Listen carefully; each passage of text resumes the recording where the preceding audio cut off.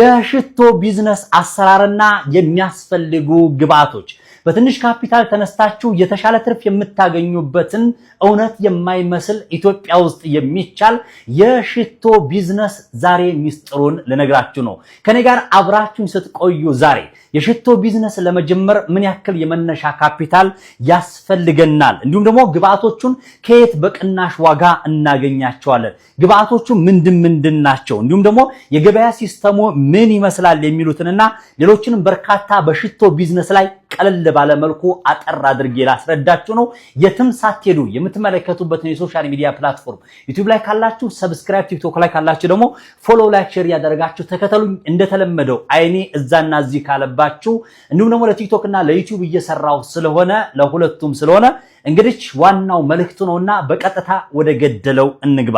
ክቡራን ተመልካቾች ስለ ሽቶ ስናወራ በርካታ ሰዎች ሽቶ 150 ሺህ 100 ሺህ 200 ሺህ እየተባለ ሽቶ ከውጭ ነው እየመጣው እየተባለ ይሸጣል። ኢትዮጵያ ውስጥ እውነት በማይመስል መልኩ ሽቶ ኢትዮጵያ ውስጥ ላይ የመቶ ምናምን ሺህ ብር የሆነውንም ሽቶ ኢትዮጵያ ውስጥ ማምረት ይቻላል። እነዛ ሰዎች ደግሞ ከውጭ ነው የመጣው እያሉ ይሸጣሉ። ዞሮ ግን ይመቻቸው። እናንተስ ይህንን አውቃችሁ ደግሞ ወደ ቢዝነስ ብትገቡ ስራ አጥነትን ብንቀንስ ሰዎች ሚስጥሩን ብታውቁት ምን ይመስላችኋል የሚለው የራሴ መርህ ስለሆነ ዛሬ በሽቶ ቢዝነስ አሰራር ላይ እንቀጥል እላችኋለሁ።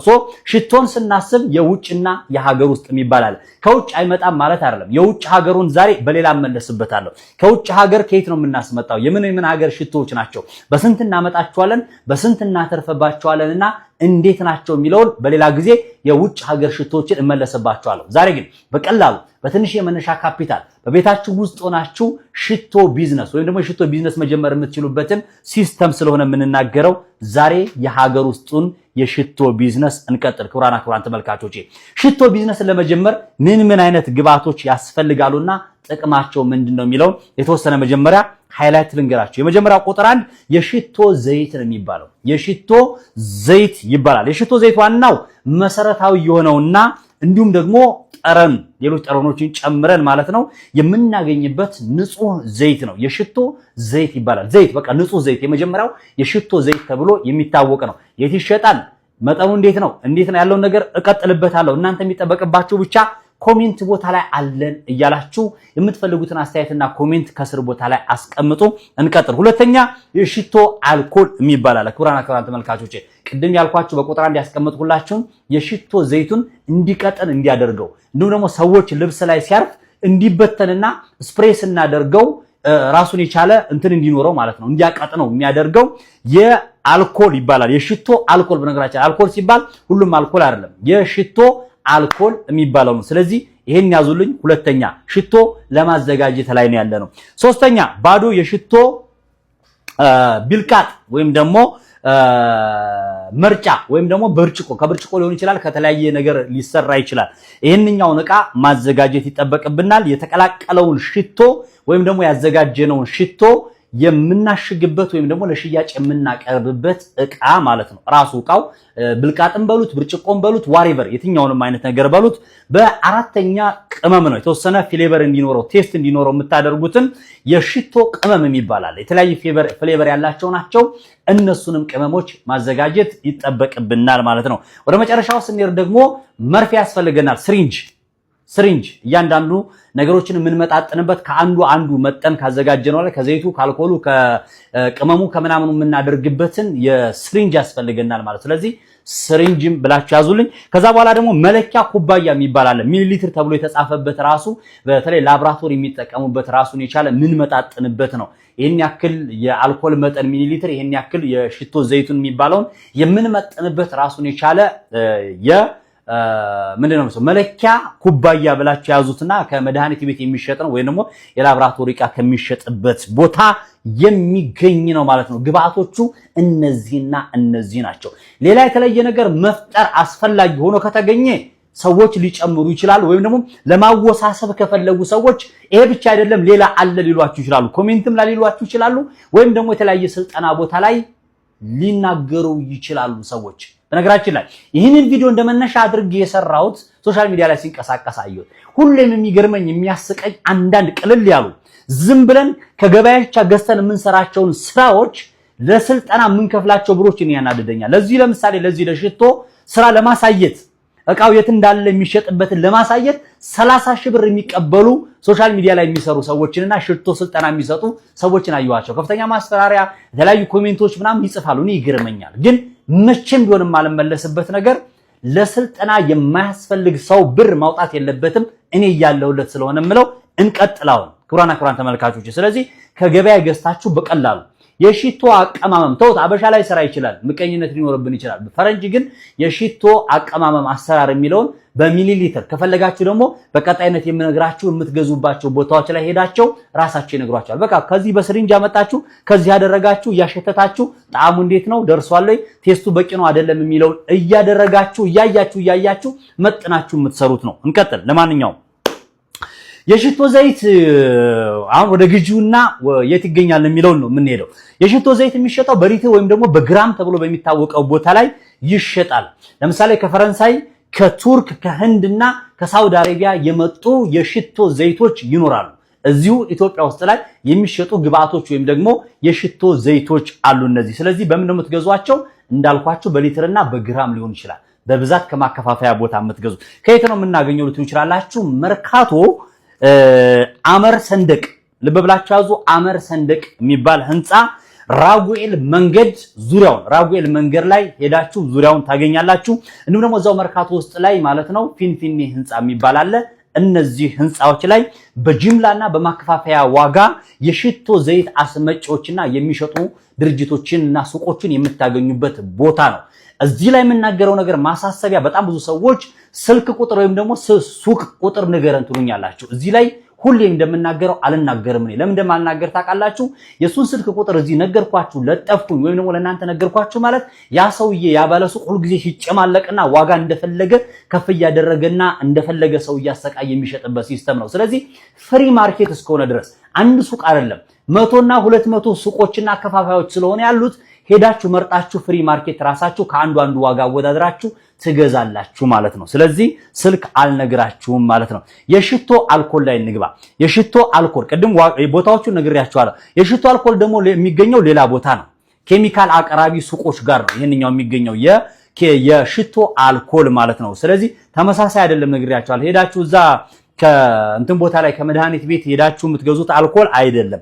መርካቶ አትክልት ተራ ወይም ደግሞ ምዕራብ ሆቴል አካባቢ ላይ ጎማ ቁጠባና ተክለ ሃይማኖት የሚባሉት አካባቢዎች ላይ 4 ቦታ ጠቀስኩላችሁ። 4 ቦታዎች ላይ ብትሄዱ እነዚህ የላብራቶሪ ኬሚካሎችን አቅራቢ ድርጅቶች አሉ። አሁን እዛ ቦታ ላይ ሄዳችሁ በሊትር በታሸገው ሊሆን ይችላል፣ በካርቶን ሊሆን ይችላል፣ እናንተ በምትፈልጉት መጠን ልክ መግዛት የምትችሉበት ቦታ አሁን ጠቀስኩላችሁ። ለምን የሽቶ አልኮል ትገዛላችሁ ማለት ነው። እንቀጥላውን ፈጠን እያልኩ ልሄድላችሁ።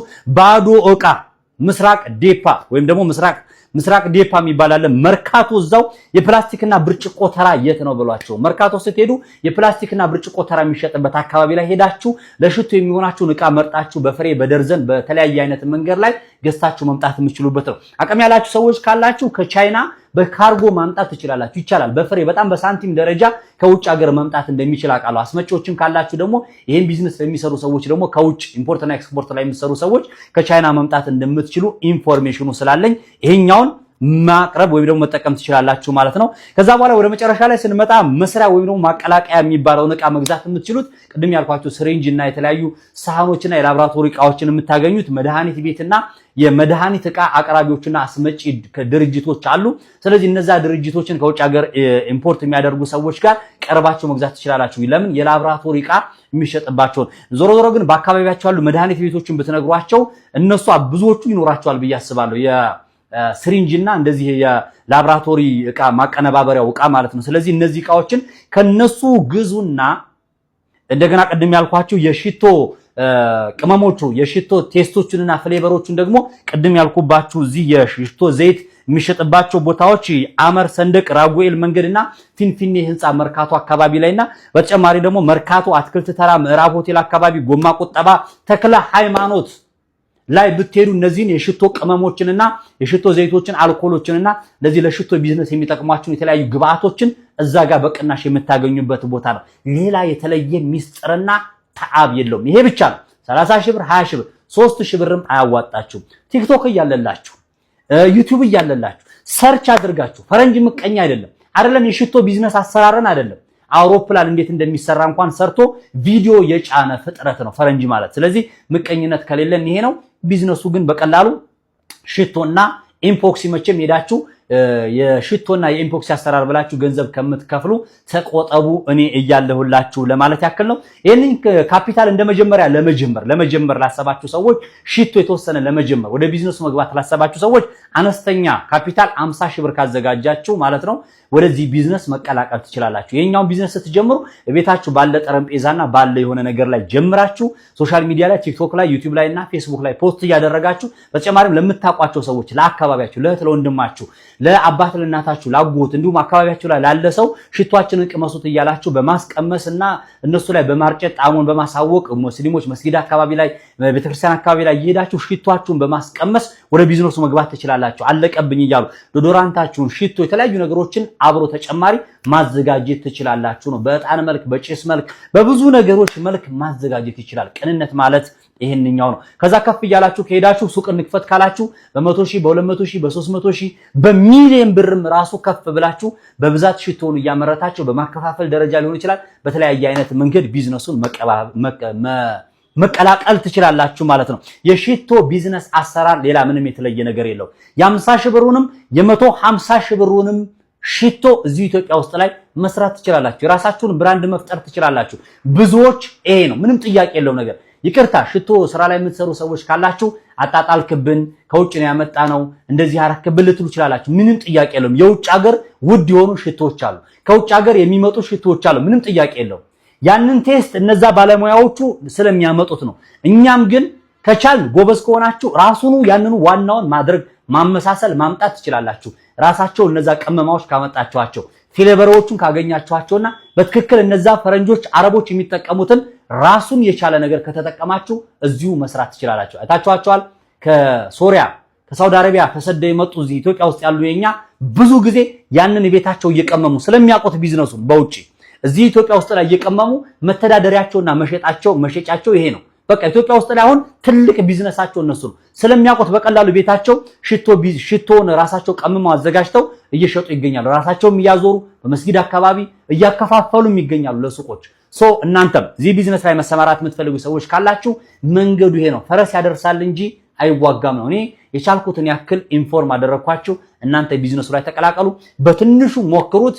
በደንብ ሪሰርች አድርጉ። እኔ ደግሞ ስለነገርኳችሁ ብቻ ሳይሆን እስኪ እዩ ዩቲዩብ ላይ ግቡና እዩ እስኪ ሃውቱ ብላችሁ የሽቶ እንግሊዘኛውን ጻፉትና ገብታችሁ እዛ ቦታ ላይ ሰርች አድርጉና ቢዝነሱን ተቀላቀሉ ላይ አላችኋለሁ። ሀብትሽ እያለ ማንም ሰው ስራ ፈቶ አይቀመጥም። 2018 ላይ በርካታ በሺህ የሚቆጠሩ ቢዝነሶች ለቀቅ አሁንም በከፍተኛ ሁኔታ ተዘጋጅቼበት በርካታ የቢዝነስ ሐሳቦችን እያቀረብኩላችሁ ነው ያለው። ኢትዮጵያ ውስጥ ላይ እንደሚስጥር ተይዘው ያሉ ሰዎች እያተረፉባቸው ያሉ ቢዝነሶች አንዳችም ሳይቀርቡ አቀርብላችኋል። ከናንተ የሚጠበቀው ፎሎ፣ ሰብስክራይብ፣ ሼር ማድረግ፣ ኮሜንት ላይ የተሰማችሁ ነገር ደግሞ ማስቀመጥ ነው። ምን ቢዝነስ ልስራላችሁ በቀጣይ መለስበታለሁ። የዛሬው ይህንን ይመስል ነበር። በያላችሁበት መልካም የሥራ ሳምንት